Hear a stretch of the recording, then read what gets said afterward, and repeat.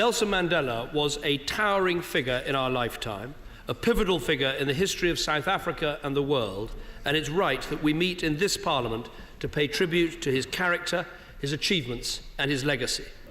Mr. Speaker, when looking back over history, it can be easy to see victories over prejudice and hatred as somehow inevitable.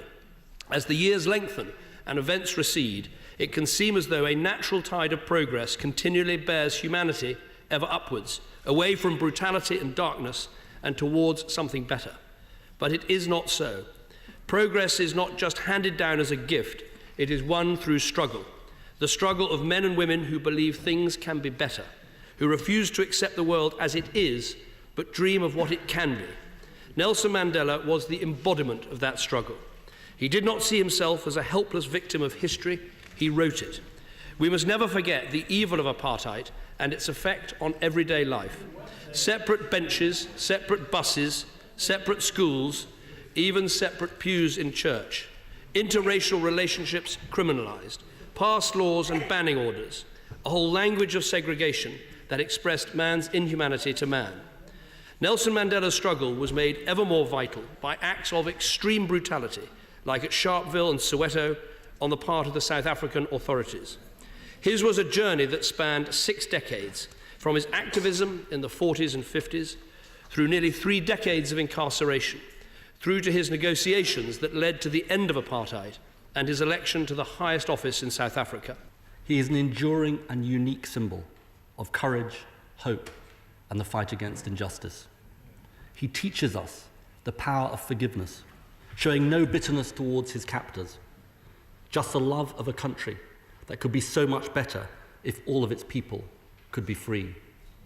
And he demonstrates, even to the most skeptical, the power of people and politics to change our world. That is why we gather here today. As his old comrade, Archbishop Desmond Tutu said, suffering can embitter its victims, but equally it can ennoble the sufferer. There can be nothing more noble than determining not to seek revenge on your oppressors, but to seek reconciliation with them. He truly was, as Archbishop Tutu said, an icon of magnanimity. That is why he became not just the leader of a struggle, but truly can be described as the father of a nation. A year after he gave up the presidency, he came to the Labour Party conference and described himself as an unemployed pensioner with a criminal record. He famously said to Desmond Tutu, who teased him for his taste in gaudy shirts, "It's pretty thick coming from a man who wears a dress in public." His empathy led him to seek out not the most famous person in the room, but the least. And his warmth made every person he met walk taller. So we honor a man who showed the true meaning of struggle, courage, generosity, and humanity. He was a man who was well aware of his place in history, but he didn't want to be placed on a pedestal and was humble at all times. So with qualities like this, it is little wonder that millions of people who did not meet him in person nonetheless feel they have lost a hero and a friend. I never had the privilege of meeting Nelson Mandela myself, but like so many people, I almost feel as if I had. He clearly made a huge impact on all of those he did meet. I remember Paddy Ashdown once telling me that, he told me this with a sigh, that his wife Jane would regularly say that Mandela was the funniest and most charming man she had ever met. As a student, I was one of the thousands of people who flooded into Wembley Stadium for the free Nelson Mandela concert to mark his 70th birthday.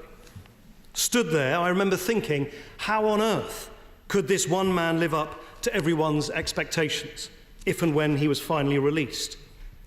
But as a free man, Nelson Mandela not only met those expectations, he surpassed them. The challenge for South Africa seemed almost impossible at the time. How could people who'd spent so long divided in conflict and either perpetrated or suffered so much abuse find it within themselves to forgive, to move on, and to build something together? Well, Mandela could and did. And the truly remarkable example of forgiveness he set made it possible for his country to be reborn as the Rainbow Nation.